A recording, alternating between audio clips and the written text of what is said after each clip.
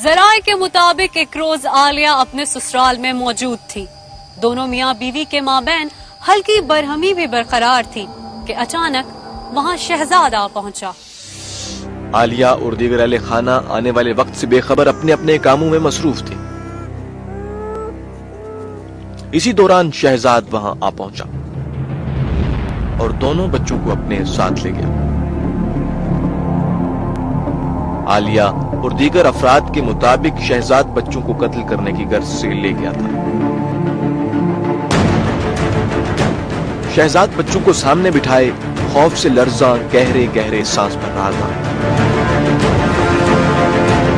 मगर शायद ये किसी भी बाप के लिए इतना आसान नहीं होता कि वो अपनी औलाद को अपने हाथों कत्ल कर लाए। शहजाद हाँ और नहीं की कश्मकश में मुब्तला काम रहा था। बिलाखिर न जाने क्या जुनून सवार हुआ, उसने बारी बारी दोनों बच्चों का गला काट कर उन्हें मौत की आगोश में सुला दिया।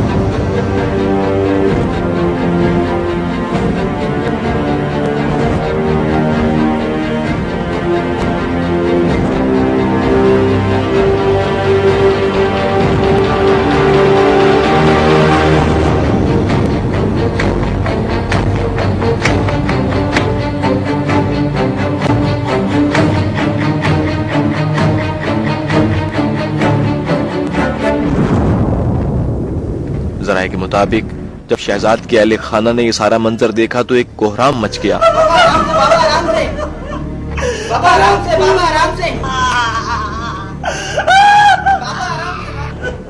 किसी को यकीन नहीं आ रहा था कि एक बाप ऐसा भी कर सकता है।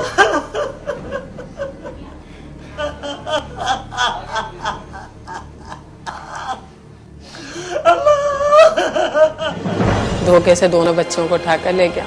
कपड़े चेंज करने का भी नहीं बोला, दोनों बस उसे मौका लग गया और चले गया लेकर। मैं कह कर ही चुकी थी कि अभी तक नहीं आई, इतनी देर में फोन आ गया। मैं अपनी में से कह रही थी कि इतनी देर हो गई अभी तक नहीं आई, पता नहीं कहाँ बच्चों को ले गए, काम की कोई फिक्र नहीं है।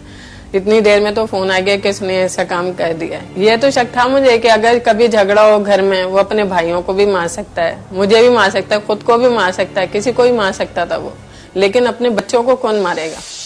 बच्चों का कत्ल बाप ने नहीं बल्कि उनकी माँ ने किया है, ये हम नहीं कह रहे, बल्कि मुल्जिम और उनके अहले खाना का ऐसे ही कुछ मानना है।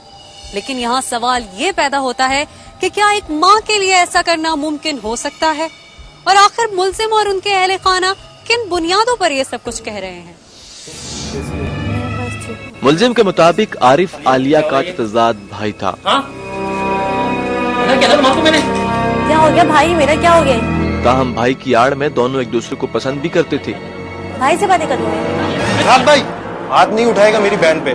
जिसकी वजह से शहजाद शादी के बाद से ही शक में उलझ गया था और उसने आलिया को भी आरिफ से मिलने से मना कर रखा था।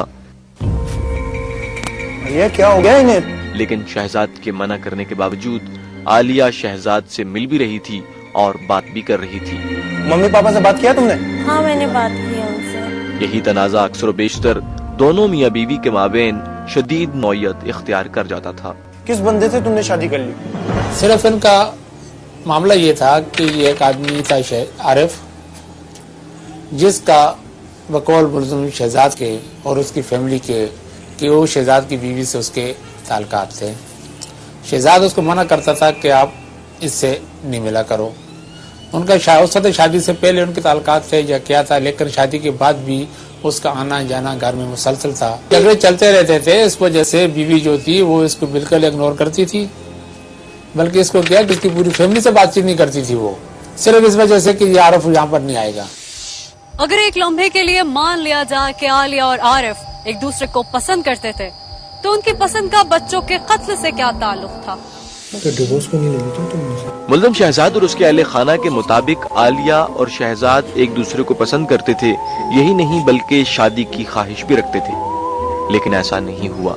आलिया की शादी हो गई और आलिया साथ ही साथ दो बच्चों की माँ भी बन गई। मुल्ज़िमान के मुताबिक बच्चों की मौजूदगी में आलिया के लिए सब मुमकिन नहीं था। ताहम शहजाद और आलिया ने बाकायदा तौर पर बच्चों के कत्ल का मंसूबा बनाया था। अगर मेरा आरिफ के साथ ऐसा कोई रिलेशन होता तो आरिफ से शादी करने से मुझे कौन रोकता? मैं तो अपने माँ बाप की इकलौती औलाद हूँ, जो मैं कहती वही होता। आरिफ से शादी करने से मुझे कोई नहीं रोक सकता था, पर मैं क्यों करती? भाई माना था मैंने तो उसे। उससे पहले भी 1 साल छोड़कर चले गया, मैं जब भी खुला ले लेती। मैंने इतनी तकलीफें सही उसके साथ में, इतना कुछ सहा। अगर बच्चों के कत्ल का मंसूबा आलिया और आरिफ ने बनाया था तो उन्होंने बच्चों को कैसे कत्ल किया, और दौरान कत्ल घर के बाकी अफराद कहाँ थे? और एक अहम सवाल ये कि शहजाद को ही मोरद इल्जाम क्यों ठहराया गया? मुल्जिम और उसके अहले खाना का मौकफ है कि एक रोज शहजाद घर पर मौजूद नहीं था। किसी दौरान आलिया और आरिफ वहां आए और मौका पाते ही बच्चों को कत्ल करके वहां से फरार हो गए। पुलिस को इत्तला मिलते ही उन्होंने शहजाद को गिरफ्तार करके सलाखों के पीछे डाल दिया। 11 तारीख को भी ये सुबह अपने ससुराल से अपने काम पे आया। उसके बाद 11 बजे इसको इसकी भाभी का फोन आया कि आरिफ और आलिया बच्चों के साथ घर पे आई है। शहजाद जब घर पे पहुंचा तो उसकी भाभी ने बोला कि हम ऊपर आलिया और आरिफ बच्चों को लेके आए थे, ऊपर कमरे में ले गए। उसके बाद आधे पौने घंटे बाद ये दोनों चले गए। जब खिड़की से मैंने देखा कि दोनों बच्चियां ज़बह हुई गद्दे के ऊपर पड़ी हुई थी। आलिया और इसका वो जो आरिफ था ये भी वहाँ थाने में पहले से वहाँ मौजूद थे। उसके बाद थोड़ी देर बाद ये वहाँ से दोनों वहाँ से गायब हो गए। पुलिस ने इसके भाई की मौजूदगी में शहजाद के खिलाफ ये FIR कटवा के उसको इस केस में बंद कर दिया। कहानी यही खत्म नहीं हुई। पुलिस की तफ्तीश का एक पहलू अभी बाकी है। पुलिस ने जाए वारदात से शहजाद को गिरफ्तार कर लिया। शहजाद की गिरफ्तारी किस तरह अमल में आई ये हम जानेंगे, मगर पहले लेंगे एक ब्रेक। हमारे साथ रहिए। मोबाइल जैज अपना है। अब करे पूरा हफ्ता पूरा इतवार फ्री में बातें बेशुमार। अगर 30 अक्टूबर से जैज सिम नहीं इस्तेमाल की तो 5 या 6 दिसंबर को 550 पर सिर्फ एक SMS करें, और दिसंबर के बाकी महीने हर हफ्ता और इतवार मोबाइलिंग नंबर्स पर करें फ्री में बात। तो रुकना कैसा, 5 या 6 दिसंबर को अपनी सिम वापस लगाएं और इस ऑफर से फायदा उठाएं।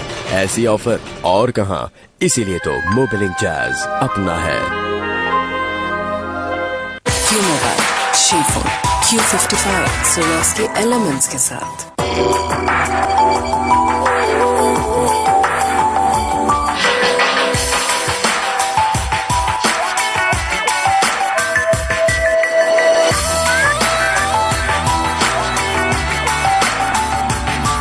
Q-Mobile, Shifon, मेरा style statement. Q55, Enlightened Swarovski elements के साथ। आज बिल जमा कराने की आखिरी तारीख होने के बाद कभी ये सोफे से हिलकर कोई काम भी कर लिया करो। ये लो बिल जमा करा दो।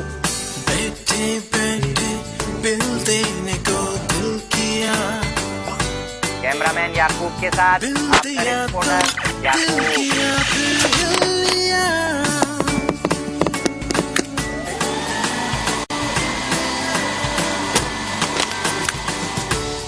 अब बिल के लिए हिलना जरूरी नहीं, क्योंकि सिर्फ यूफोन दे रहा है यू पेमेंट्स की शानदार सर्विस। अब हैंडसेट कोई भी हो, इंटरनेट या GPRS के बगैर अपने यूफोन से *808# डायल करें और जब चाहे घर बैठे अपने HPL अकाउंट के जरिए यूटिलिटी बिल्स अदा करें या यूलोड करवाएं। हाँ बेगम, और कुछ?